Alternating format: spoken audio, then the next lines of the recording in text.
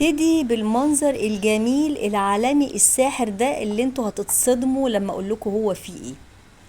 عايزه اقول لكم يعني مش عارفه، انتوا هتشوفوا بنفسكم المنظر الجميل الساحر ده اللي قصادكم ده. هقول لكم عليه. يعني الواحد يتمنى يفضل قاعد قصاد المنظر اللي انتوا شايفينه ده، وهقول لكم انا كنت فين وكل الحكايه وكل القصه، وعشان الناس تبقى عارفه.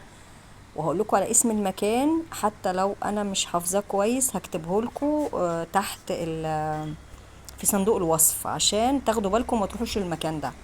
ده كده حمام، ده البسين او حمام السباحه تحت الشاليه على طول زي ما انتم شايفين. ادي البلكونه، وادي يعني انت لو عندك عيال او عندك حد تقدري تناديه، فاضي جدا. ويوم ما يبقى في ناس كتير 15 16 17 فرد يعني، وياخد اكتر من كده، بس هو القصه كده يعني. تمام. صلوا على النبي، حطوا الفيديو لايك واشتركوا في القناه، وادعوا لنا دعوه كده حلوه النهارده الجمعه، ان ربنا سبحانه وتعالى يفك كربنا ويفتح لنا ابواب الرزق والرحمه، اللهم امين يا رب العالمين. كفايه يا نصره بقى، كفايه يا نصره بقى. انا قلت ابتدي بالمنظر الجميل وبعدين اخش عليكم بالمنظر القبيح القذر اللي انتوا هتشوفوه دلوقتي. ومش ممكن دي تكون حاجه ادميه زي ما انتوا شايفين كده. ده الشاليه يا جماعه، القرف قرف قرف اللي انا كان نفسي اوريه لكم، بس هو مش نفسي اوريه لكم الصراحه.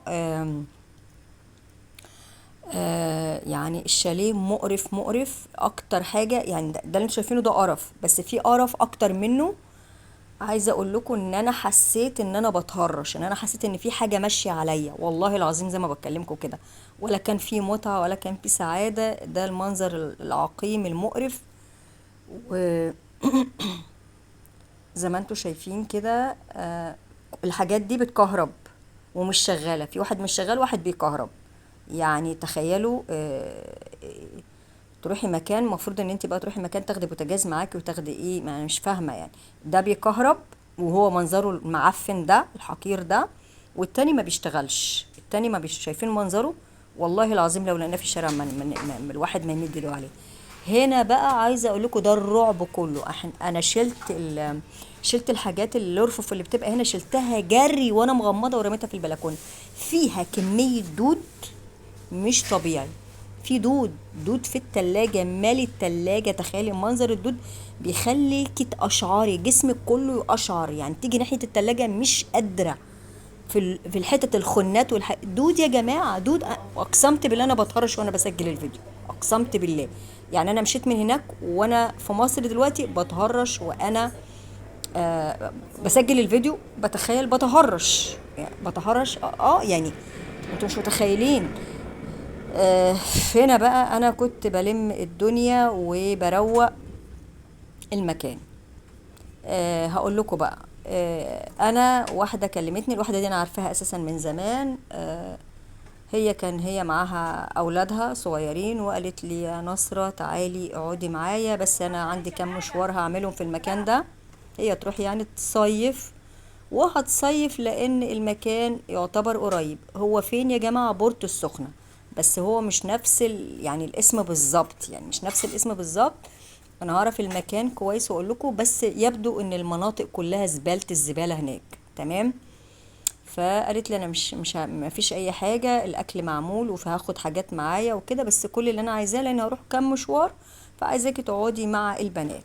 تمام. فقلت يعني مصلحه جايالي، باب رزق جايلي، قليل كتير اروح، لان انتوا عارفين الظروف والقصه اللي انتوا فاهمينها دي. فقلت خلاص ما فيش اي مشكله. عايزه اقول لكم بقى، رحنا المكان. آه يعني مثلا حمام تلاقي السيفون مفيش يعني تتعاملي بعشوائيات بقى، تملي جردل وتدلقي، او انت أصلا مش لاقيه اصلا جردل يعني تخش الحمام ازاي، مش فاهمين القصه يعني. طبعا المنظر الجميل اللي انتوا شفتوه في اول الفيديو يا جماعه، اللي قصاد مننا البركه دي صرف صحي. ايوه يا جماعه صرف صحي. تخيلوا انتوا في حمام السباحه تشموا صرف صحي، ويجي العصرية كده يبقى في الرشاشات اللي طالعة دي عند البركة دي صرف صحي. تمام. مين اللي قال لي؟ اللي قال لي الناس اللي بيشتغلوا هناك. يعني حاجة بجد مقرفة مقرفة مقرفة. ازاي المنظر الجميل ده، وازاي شاليهات الناس بتأجرها وتبقى قصاد منها صرف صحي؟ انا مش عارفة يعني ايه القرف ده. فطبعا احنا اول ما رحنا الست لما بقول لها الحقي يا مدام الحقي التلاجة فيها دود وبتاع.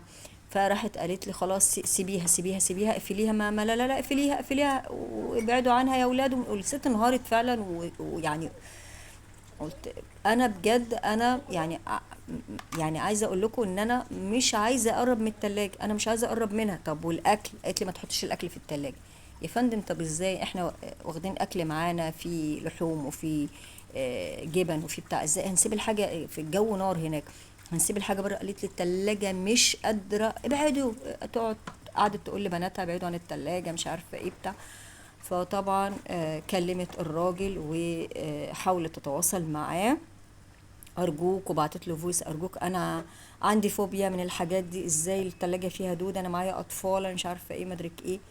ما ردش عليها. فين وفين لما رد عليها الساعة 10 بالليل رد عليها، لا يا مدام، راجل كبير يعني، يا مدام اهدي يا مدام، ده انت الايه، الحمام السباحة تحت رجليكي تحت الشاليه على طول، وتبصتي وبتاع مش عارفه عادي يا مدام اعمليها بالخل.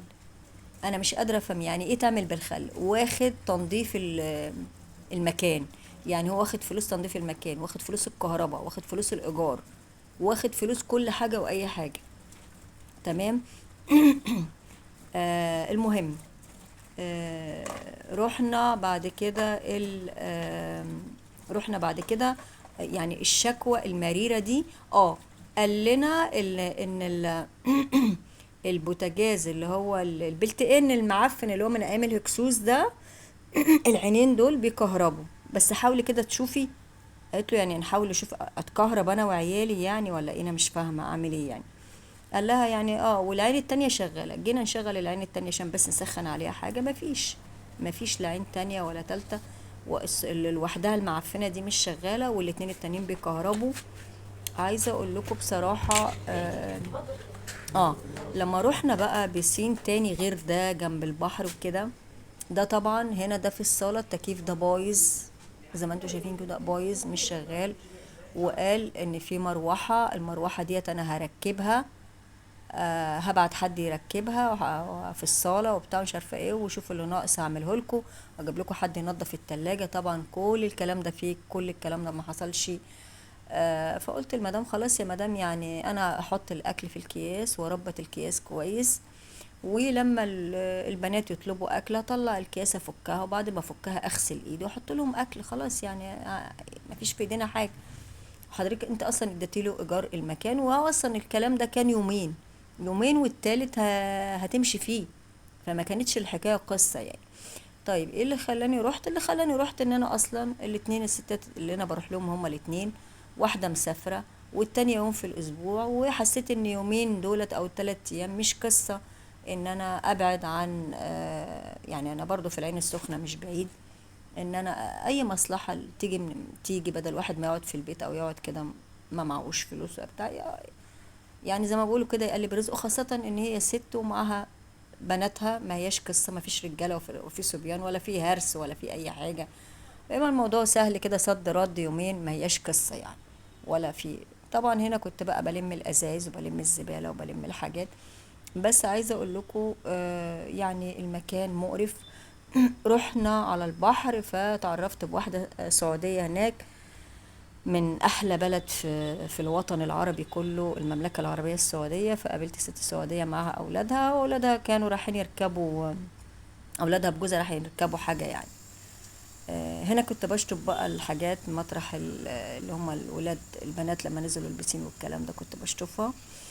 فالمهم فبقول لها حضرتك اهلا وسهلا بيكي في مصر وبتاع، بدردش معاها بقول لها انت مش هتنزلي تركبي اللعبه دي اللي اولادك هيركبوها؟ قالت لي لا لا انا بخاف. هي تقريبا تركب لانش حاجه كده يعني. قالت لي لا. فبسألها فبتقول لي الأبراج اللي هي على البحر، اللي هي الحاجات الغالية المعدية دي، بتقول لي المكان قذر قذر، دافعين فلوس قد كده، المكان قذر. كل حد قابلته مفيش حد ما بيشتكيش من قذارة الاماكن اللي هناك، واغلبيه الشاليهات مش نظيفه ومليانه حشرات، والبوتاجازات اللي هم مودينها هناك بتكهرب. انا مش عارفه يعني لو حد اتكهرب ومات ده مش هيبقى في وشهم بجد يعني يا جماعه. العين السخنة دي يعني فيها مناطق يعني على ما بسمع حقيرة جدا، بس عايزة اقول والله العظيم ولا اي حد قابلته مستوى او غير مستوى في البسين او هنا وهنا الا لو الا اشتكى من الاماكن ديت وقال قد ايه ان هي التلاجات حقيرة والحمامات مش كويسة والدنيا مكسرة والدنيا مقرفة. اللي اوسخ من كده وكده الدود، يعني تخيلوا ان انت مكان هتحطي فيه اكل، يعني ازاي ننضفه في الاخرام الصغيره داخل الحشرات ازاي؟